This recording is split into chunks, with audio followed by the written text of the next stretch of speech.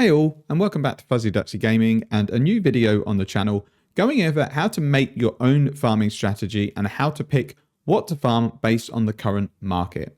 What I'm going to go over in this video are all the aspects that I think are very important when deciding what strategy to run and how to implement it. This is going to be a fairly quick but detailed video, maybe designed to be ingested in a couple of sessions because it might be difficult to take everything in one sitting. The first thing which I think is probably the most important is firstly be honest about your build and the type of content it can handle. As an example, there is no point setting up a Legion strategy if you have no clear speed. There's no point doing ultimatum if you die when an enemy breathes on you. So the first important step is to really know your limits. To me, the second most important is what mechanics do I enjoy running. This is a game and we should play to enjoy it. I personally would much rather run a strategy that got me 8 divines an hour than run a strategy I don't like that earns me 12 divines an hour. Next, work out how much currency you want to spend per map. There are some strategies where you can invest over a divine into each map, and there's others that self-sustain for no currency whatsoever. Normally, the more you spend on a strategy, if you invest properly, the more returns you're going to get per map, and hopefully the more profit you make per hour. This is just assuming that you're taking build totally out of the equation. Another important aspect for me is how easy is it to sell the loot. There are some guides that will quote X div per hour or map, which is the case in terms of income, but when you look at the loot, 10% you might not ever sell. There might be 30% that's not easy to liquidate the amounts that you've got. When I set up farming strategies, this is a really important point for me. I want trading to be as pain-free and as quick as possible. So I tend to target things where I'm only going to drop maybe 3 or 4 different items and they're going to be easy to bulk sell. If you're someone that's happy to sit in your hideout for a few hours selling loot, really you can do any strategy that you like. But for me, I like to minimize the time I'm selling because it's not an enjoyable part of the game for me. The last thing for me, which I think is really important, is what type of player are you in terms of efficiency and concentration, and be honest. If you're someone who has a lot of downtime and maybe spends a bit of time in between each map, relaxing, checking stash or doing something else, then a farming strategy that involves longer maps but good profit probably makes more sense because it lessens the effect of the downtime.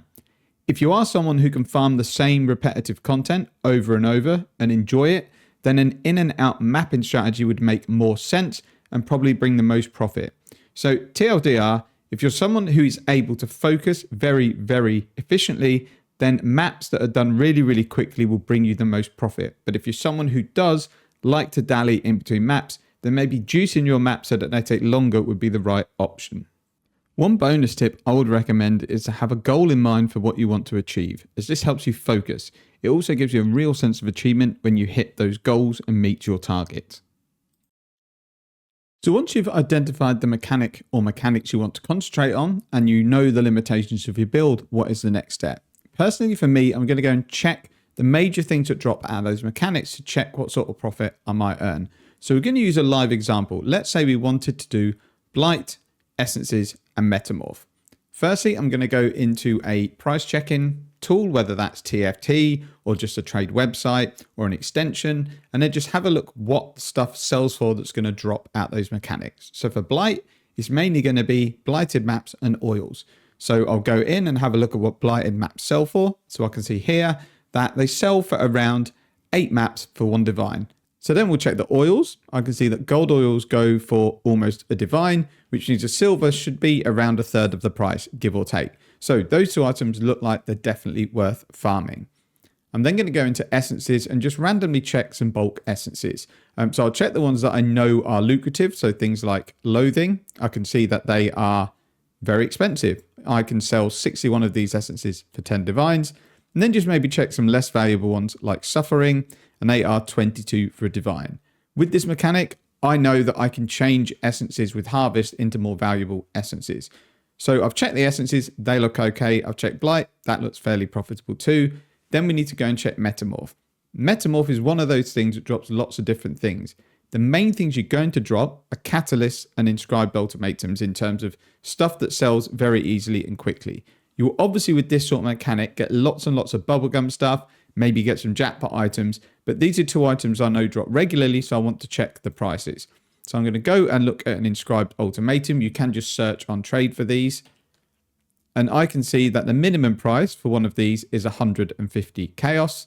And then if we go into our stash tab, I'm going to check some catalysts. So I'll just check something like Turbulent. They're probably like the mid-tier catalysts. They are 50 for Divine, so not mega lucrative, and it's probably going to take us a long time to get them. And then we'll also check Fertile. These are one of the more expensive ones, and I can see that these are 5 for Divine, and so are the prismatic ones, but I don't currently have any. So all you would do is price check all of these to see what sort of currency they go for, then make a decision as to whether these are the mechanics that you want to put in your map. This works for everything that you want to farm. Let's, for example, say you wanted to farm Harvest. You can just price check the life forces. That is pretty much all you're going to get. So we can see it's around 3,000 life force for one Divine. So you can then tailor your strategy to get as much life force out of those maps as possible. So next thing to do is work out what items you might be able to add to your strategy to add some income. The main two things that most people use are scarabs and sextants. Sextants you can either roll yourself or you can buy the compasses with the mod already rolled on. You can also use the map device to force a mechanic into your maps for a certain currency. So let's again take the example that we're using Blight as our main mechanic. I want to see what scarabs exist for Blight and what they do to figure out what one is worth doing. So I can see that Rusted Blight just adds me a guaranteed Blight. That already helps me because it means I can drop nodes on the tree that give chance to get Blight. I can see that a Polished gives me an additional boss. If you're not sure what these do, you can always Google what a boss does for rewards, but I know from Blight, it basically adds an additional chest to the level of rewards. We go up to Gilded and it says it contains a boss and 50% chance of Blight chests to contain an additional reward. So this could be 50% for another oil or a map. It's really, really good thing to have. And then it goes all the way up to Winged, which are going to be very expensive, which is basically, again, giving you more rewards. What you'd have to do is work out what currency you think fits your strategy the best. So Winged, for example, that are going to be probably nearly a Divine, are definitely not going to be something you want to use just for a normal Blight strategy. But any of the other three, I think, work really well. I'd personally opt for either Polished or Gilded because in the long run, these should give you more rewards. Then you would do the same, but you would do it for Sextant modifiers. And you can use POE DB to look at all of these and just use the search tool. So we go to Awaken Sextant. We go to Sextant here, and then again, we would just put in Blight. So I can see here, there's 2 Sextants available. One just gives me a Blight encounter, but you can only have one in a map, and I'm going to force it with a Scarab, so there's no point running this compass. And the second one, which could be useful, is any oils found in my maps are a tier higher. And we saw that gold oils are insanely expensive. This does come with the downside that the cost of building and upgrading towers is doubled. But if you've got a build that can run Blight without needing too much help from the towers, this looks like something that could be really, really worthwhile. If you want to price check these compasses, I would recommend going into POE Stack website. You do have to link your POE account and in some cases your Discord. And you're just going to go into TFT compasses. Now in this version, if you put Blight, these won't show up because they're not actually a Blight compass. They are an oil compass. So you'll go in and you'll just put that it contains the word oil. And here we go, oils tier. Let's say we wanted 10. And you can see here that these are about 10C each. And you can use these on 4 maps. So this is basically 2.5 chaos per map for me to basically raise the level of every single oil I get. So this would be a no-brainer for my strategy. And you would just go through the mechanics that you've got, look what scarabs exist, if any, look what sextants you might be able to use. And then, as I say, the last thing you can do is just go and check out the map device to see what's available. If you do have a 7th gate allocated, which is taking all of these gateways and this keystone, you'll have all of them. So if we go into my map device, you can see I can pick any map strategy I want. So if you're pumped for Legion, and this is a mechanic where you can have multiple Legions in a map, then putting Legion on your map device makes more sense because you're essentially putting your Scarab on, your Sextant, you are doing whatever you want with your map, and just paying a small price to get 1 extra Legion is going to make you more money in the long run. What I would recommend, if you're just starting out making your own strategy, try and make it as simple as possible. I have done lots and lots of strategies at this league that have used no Sextants, they've used no Scarabs, they've just used scoured maps or Alcan Go, and I've made a lot of currency. It can be done, and I'd recommend, as I say, if you are just starting out, coming up with your own strategies, then maybe try and keep the first one fairly simple. One final important thing to note in terms of mapping supplies is understand the cost of standard things like scours, chisels, outs, vials, and also maps if you're not going to sustain your own, because they change league over league depending on how many are available on the market. So if we're to go in and look at chisels at this current moment in time, if we wanted to bulk buy them, you're basically paying about 0.8 chaos for one chisel. So if you need extra quantity in your map, it's well worth doing for less than 4 chaos. But if you're just doing an alch and go strategy, maybe look at whether chisels are going to get you the currency back that you're spending. Will you be better off just not chiseling the map and saving yourself nearly 4 chaos per map? With things like scours and outs, they're always fairly cheap. Outs are always very, very cheap. Scours can fluctuate because not many people pick them up. So you can see again at the moment, they're kind of absolutely fine for one map. The most you're going to need to re-roll it is a couple of times. The only thing I would check is if one scour and one alch is more than 1 chaos, then you might be better off re-rolling your maps with chaos orbs. And then lastly, you would just check vial orbs if you wanted to maybe have a chance of getting better quantity and rarity on your map. And as you can see, these are actually more than 1 chaos, but if you were doing a strategy that warranted more quantum, more rarity, there's no reason not to vial your maps. That's certainly a decent price to pay. So once you've nailed down your mechanics and what you want to use, it's time to look at that Atlas tree and what nodes you might want to take. Now, I would always recommend running at least 2 mechanics. It's easy to set up at least 2, maybe even 3, and have a lot of supplies to go along with it to boost those mechanics. So what I would do is go to POE Planner, and then you can just plan out your Atlas tree rather than waste ores I'm making and maybe go for the wrong tree. So what we'll do is we're going to use the same example. Just say we wanted Blight, Essences, and let's say Exile cultures. Let's keep things fairly simple. So the first thing I'll do is type in Blight, and I'll look at all the nodes and see whether I want them in my build, and then we'll path to them. Don't worry about exact pathing at the moment. We can clean that up once we picked the mechanics.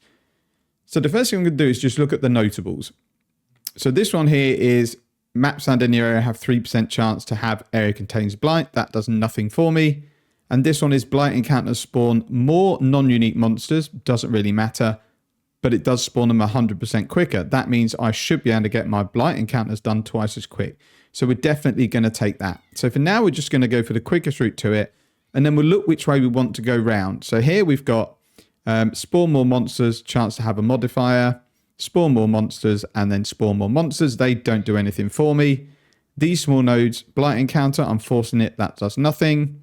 Ooh, reduced cost of towers is nice. So even though we don't want this notable really, we're going to go that way because we want these smaller nodes. So that's our first Blight area picked up. Then we're going to look at what we want next. So let's look at these two.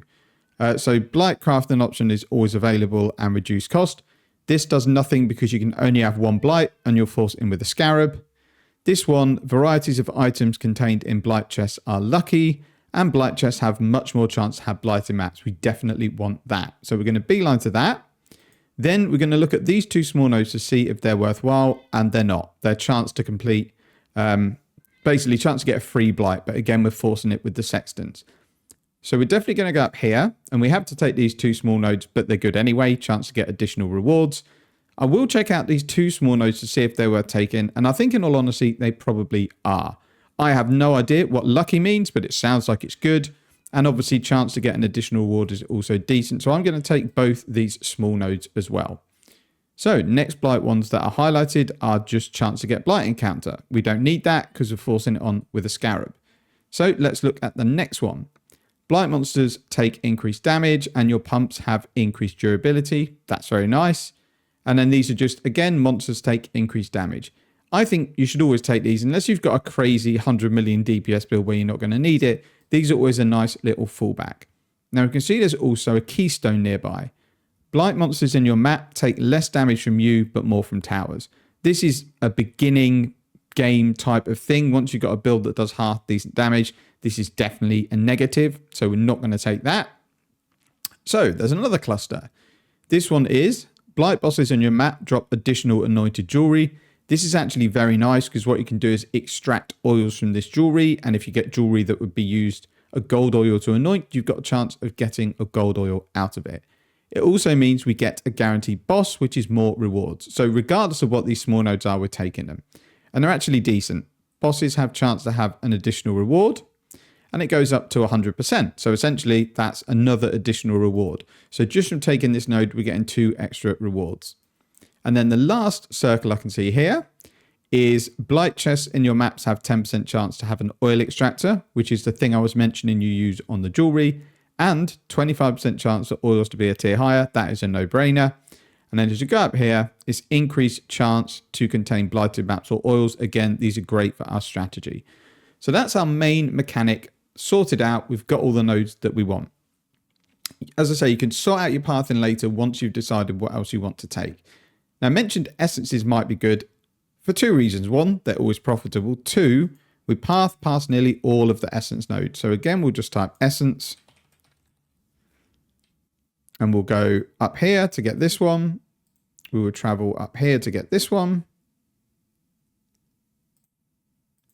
And then we'll go over here to get this one here. So we've still only used 70 points. I've got all of the essence nodes and all of the blight nodes that we want. What I would look to do now is decide whether you want to specifically get more rewards from altars in your maps. So we're very near the Seer Exarch area anyway. However, blight takes a little while to do, and depending what other mechanic you add in, you may only be doing 6 to 7 maps an hour, in which case any kind of stuff like this is not going to be that valuable. You could, if you wanted, say, well, actually, even though it's not that valuable, I know I can get Awakened Sextants and I can get good currency from these altars, so I'm going to take them. But that's something I'd maybe think to add in at the end. There's a few nodes I want to go through on the tree, which you may want to consider for every build. So the first one of these small passives here, they give you 2% increased effector modifiers on your maps. This is everything. So it'll increase the quantity by 2%, the rarity, and all of the downsides as well. So if you add something like reflect 20% fizz damage and you have 50% increased effect, you're going to push that fizz reflect up to 30. If you're doing a map that benefits a lot from pack size, quantity, and rarity, I would always take all of these nodes. I think they're really good. But because blight, most of the rewards I want are from chests and essence rewards are fixed, these don't really do anything for me.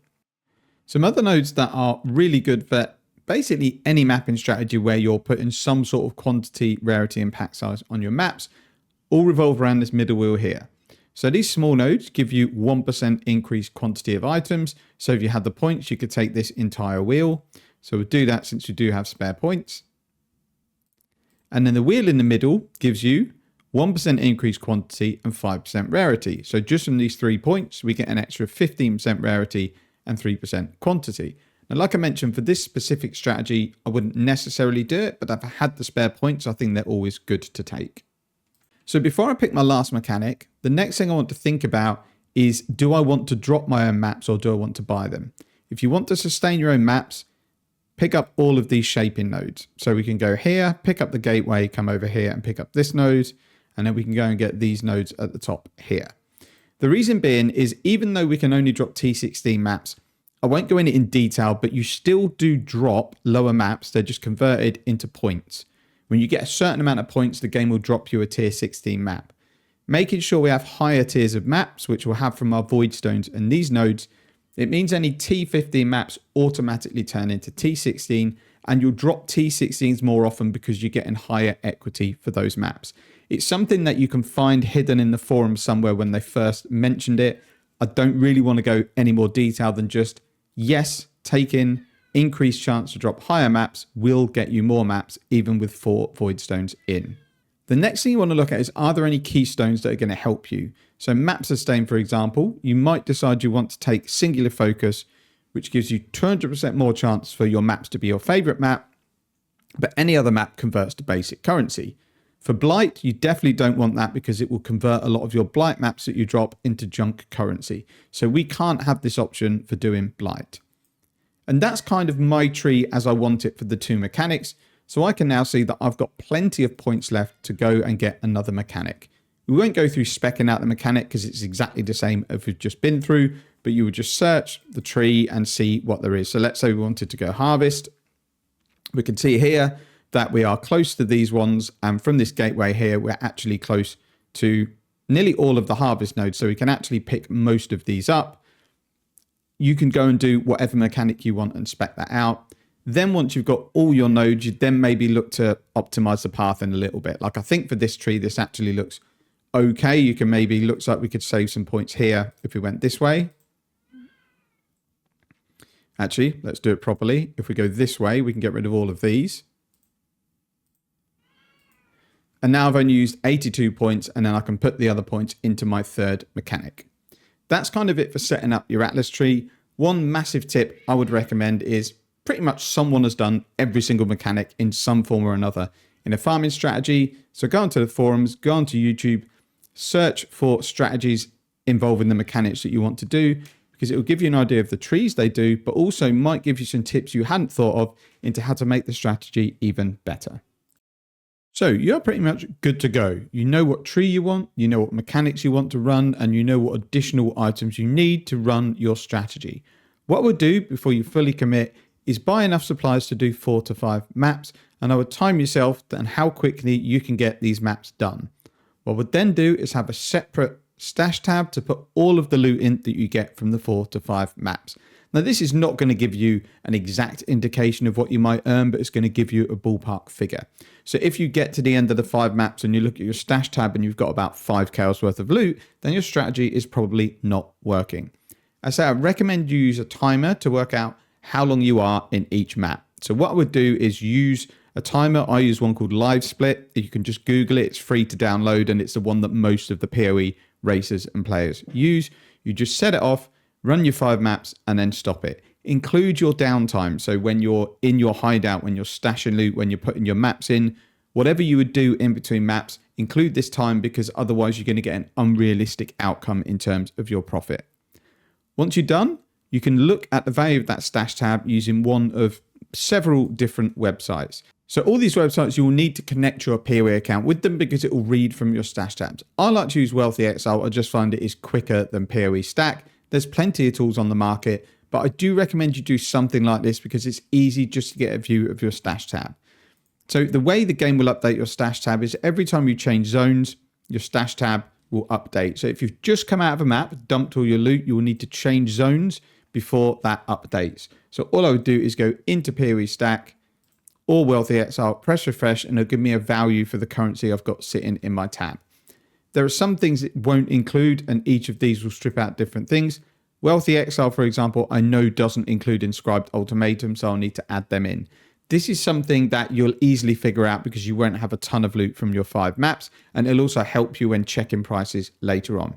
But I do 100% recommend you use something like this because it gives you a good indication of what you can earn. What it can also really help you do is understand what sort of progress your strategy is making in the long run. So if you know you've done 50 maps and you've dumped 50 maps worth of loot into your stash tab, you can just go in and check out the value, and you can also search to see what kind of value each specific thing brings. So I can go to oil and I can see here that I've got nearly 10 divines worth of oils. I can go into catalyst and I can see there I've got like 6.6. And then you can just search simple things like just currency, and it'll include everything that would count as currency. You can do maps, all sorts of things like that. And it gives you an idea of how to filter to specific mechanics. So for example, I've done Blight and Metamorph, so I can see how much each part of that strategy brings to the party, as it were. And then you maybe tweak it later and say, well, ultimatum's not what I thought it was. I'm going to drop that totally and add something else in, but Blight is making me bank, so I'm definitely going to keep it. These are not things you have to do. I just think it's a very good way to A, test your strategy, and B, keep a track of the currency that you're making. So 2 last things to cover, and they are very, very important. The first is selling efficiently. What I mean by this is wait until you have enough bulk that it's worthwhile making a trade. In POE, it works totally different from normal economy. The more you've got, the more money you can charge for each one because it saves the buyer time. So the one thing I see lots of players making a mistake when they're newer, and I did exactly the same, is I would get something like 3 Shrieking Essences drop. I would go in and look what they are for 3 of them, and I'd maybe list them for 11C, and then I would sell them. That's fine to do if you only have that amount and you're not planning to go into a map. But if I price loads of different things up for 7 and 8C, and I then go back into my map, I might have to leave that map 5 times for trades that are really not worth your time. So when you're farming things that sell in bulk, wait until you have a massive supply to do that.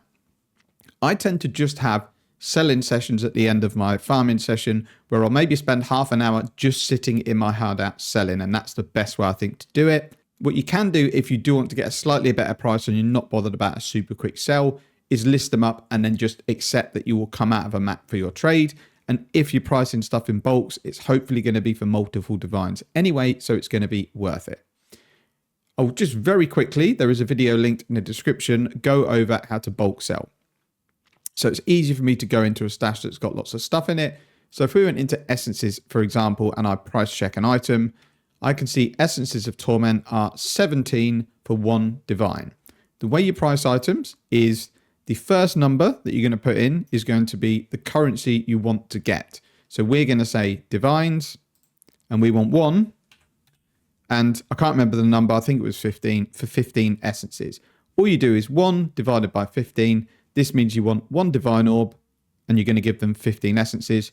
You click OK, and then that's then going to go up onto the website. And if people see your trade and they think that's what they want, then they will whisper you for that item. And it works the same for everything. It will work exactly the same for currency. So if you wanted to sell chaos for divine orbs, which is something that's very popular to do, you can see here that it's around 219 to 218 chaos per divine. If you wanted to sell instantly, if you price these at 220, you would get a whisper within seconds. So again, we would just put our stash tab as public. We would go in here and say we want to sell chaos orbs. So we want 1 divine for these chaos orbs. And I'm happy to give you 220 chaos orbs for it. That is how you bulk price every single item. And then the last thing to cover off is check items regularly in terms of prices if you're planning to farm the same thing for a week. So what I would normally do is every day before I go and start my farming strategy is just make sure that the stuff I'm farming hasn't crashed overnight. And a good way to look at this is POE Ninja, because it will show you trends of things. So something that I know was well over 3 divines a few days ago that I don't think is anymore is the invitation for the Syrian Exarch. So if we go in here, we can see that's now 2.6 divines. So as you can see, when I was farming it at its peak, there was 652 chaos, but in just a few days, they've dropped to 522. Now, that does not make them not worth farming. They are still super lucrative, but you might find that what you're farming, everyone is now doing, and that 650 has turned into 200. Then you might need to revisit your strategy. Is this mechanic still worthwhile, or is there something else that I can do that's actually worth more? And you can, again, find this by looking in POE Ninja. You can just go for things that just have a big green uptick. Some things are farmable, some things aren't. Truly Breach Zones, for example, you can farm in Breach as a league mechanic. Even Ulna Tool, because the compasses will be cheaper. They're nearly 190C for 1 Breach Stone. And just look at the price that it's gone up through the league as no one is farming this mechanic. So you could then say, do you know what? I'm dropping my Exile Culters. I'm going to go and farm Breach. I'm going to get a compass to make sure my breaches are all in a tool. I'm going to get another one to force Breach on. I'm also going to force Breach on the map device. Going to use a Scarab. Do everything you can to get as many ornamental splinters out of a map as you can. And it's something that I do maybe every other day if I'm thinking of changing a strategy, is I'll just go and have a look down at things and see if there are things that are really worthwhile farming that no one else is. And you can tell if they aren't because the prices are just going to go up and up and up. That is kind of it for the video. Every section will be timestamped so that you don't need to worry about remembering this all the way through. There's going to be quite a few timestamps detailing where you need to go for each specific part. I hope that's helped some people out and gives people an overview of personally what I do when I want to make a new strategy. That's it for this video. Thank you very much for watching. Take care and see you in the next one.